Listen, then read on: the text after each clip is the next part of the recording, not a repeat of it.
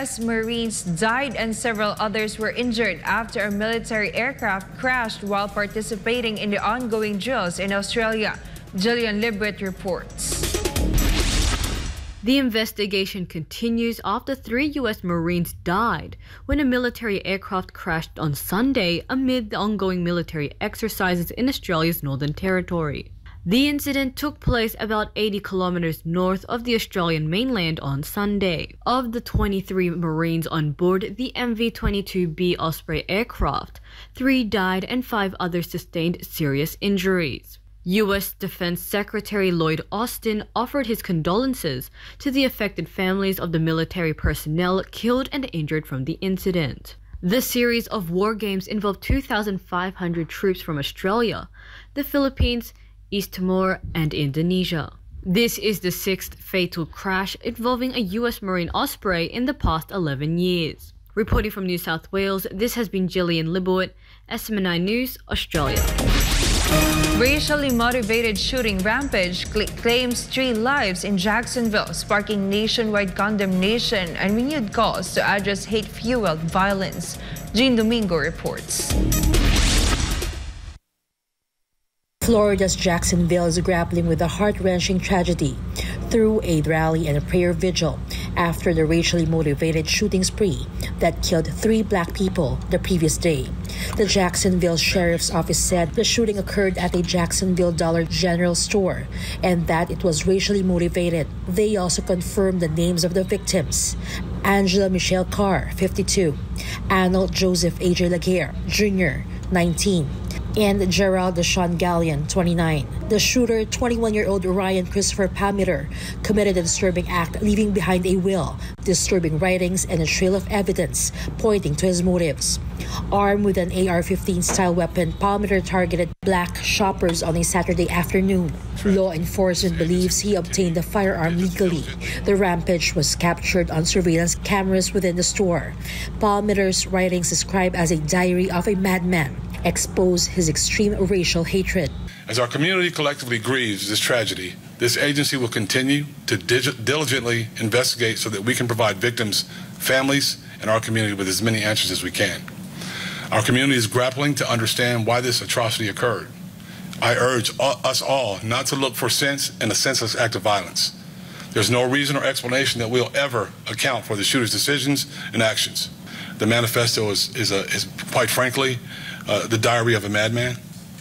He was just completely irrational. But with his irrational thoughts, he knew what he was doing. He was 100% lucid. He knew what he was doing. And again, it's disappointing that anyone would go to these lengths to hurt someone else. U.S. President Joe Biden promptly condemned the act and announced a federal civil rights investigation to cover any hate crime or domestic extremism angles. The incident tragically coincided with the anniversary of Martin Luther King Jr.'s historic I Have a Dream speech on June 28, 1963, which emphasized racial equality. According to the Gun Violence Archive Project, there have been 28,000 gun-related deaths in the U.S. so far in 2023 alone, and the year has yet to end. I'm a resident of Jacksonville. I've been a long-time activist. I've been involved in many cases, the Trayvon Martin case, the Jordan Davis case, the case with Ahmaud Arbery. I was the main minister that announced the $10,000 bounty for the murder of Trayvon Martin by George Zimmerman.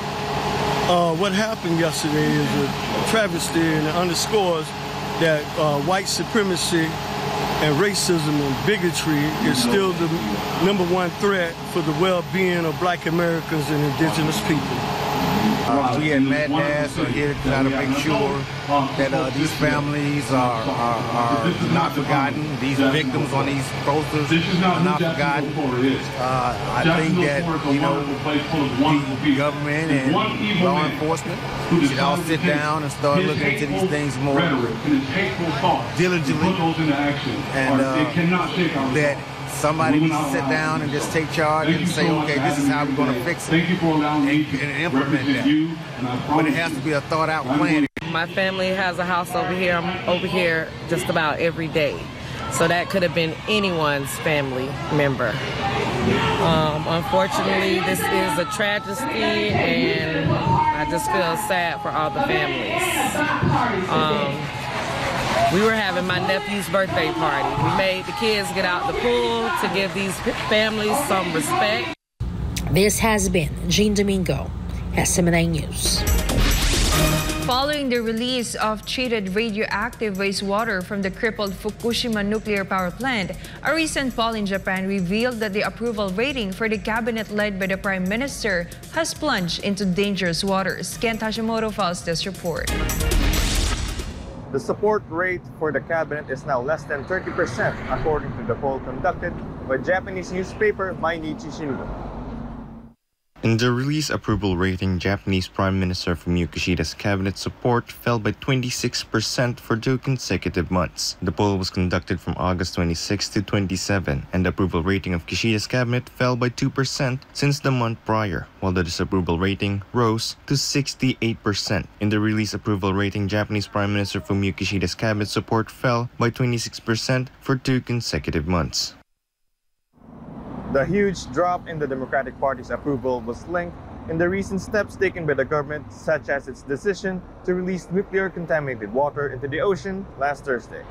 Lee Jun-yoon, Karanasan Motakenta Deshita, SMNI News, Japan.